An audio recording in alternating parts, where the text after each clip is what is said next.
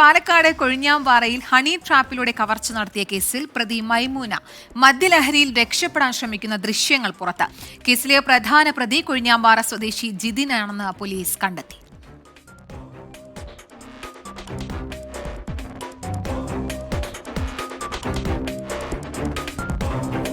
ഇതാണ് മദ്യലഹരി എന്ന് പറയുന്നത്. ഇരിക്കുകയാണോ എഴുന്നേക്കുകയാണോ ഒന്നും ആളിന് മനസ്സിലാവുന്നില്ല അവസ്ഥ. ശ്രീകുമാരനുണ്ട് കൂടുതൽ വിശദാംശങ്ങളുമായി.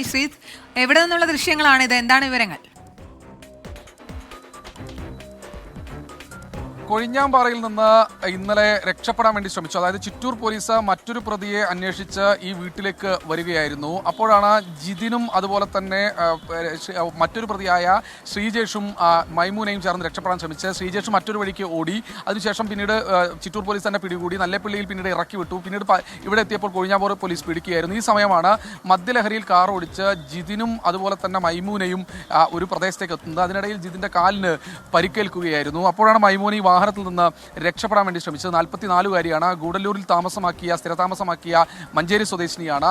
ഇവരാണ് ജോത്സ്യനെ വീട്ടിലേക്ക് ഒരു പൂജയുണ്ട് എന്ന് പറഞ്ഞ് ഈ കൊഴിഞ്ഞാമ്പാറയിലെ വീട്ടിലേക്ക് മറ്റൊരു പ്രതിയായ പ്രതീഷിന്റെ വീട്ടിലേക്ക് കൊണ്ടുവരുന്നത്.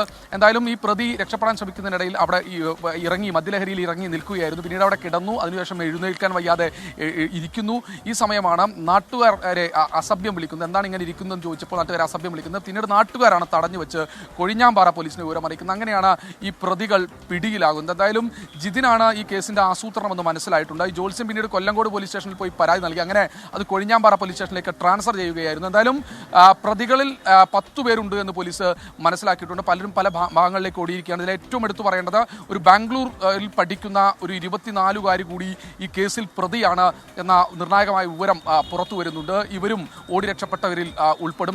ഇവർക്ക് വേണ്ടിയുള്ള അന്വേഷണവും നടത്തി വരികയാണ്. എന്തായാലും ജിതിന്റെ കാലിന് പൊട്ടലുണ്ട്. ഇയാൾ ഇപ്പോൾ ഇവിടെ കരുണ ആശുപത്രിയിൽ ചികിത്സയിലുണ്ട്. പോലീസ് കസ്റ്റഡിയിലാണ് എന്നാണ് വിവരം. മറ്റു പ്രതികളെ കുറിച്ചും പോലീസിന് ഏതാണ്ട് വിവരം ലഭിച്ചിട്ടുണ്ട്. മൈമൂനയെയും അതുപോലെ തന്നെ ശ്രീജേഷിനെയും കോടതിയിൽ ഹാജരാക്കാനായി പോലീസ് കൊണ്ടുപോയിരിക്കുകയാണ്.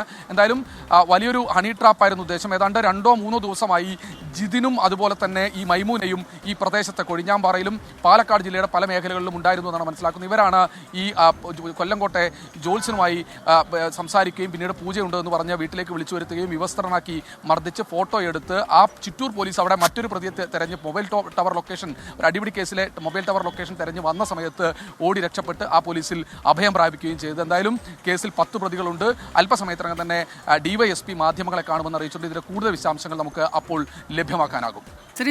മദ്യം തലയ്ക്ക് പിടിച്ച ഇതാ അവസ്ഥ അല്ലേ?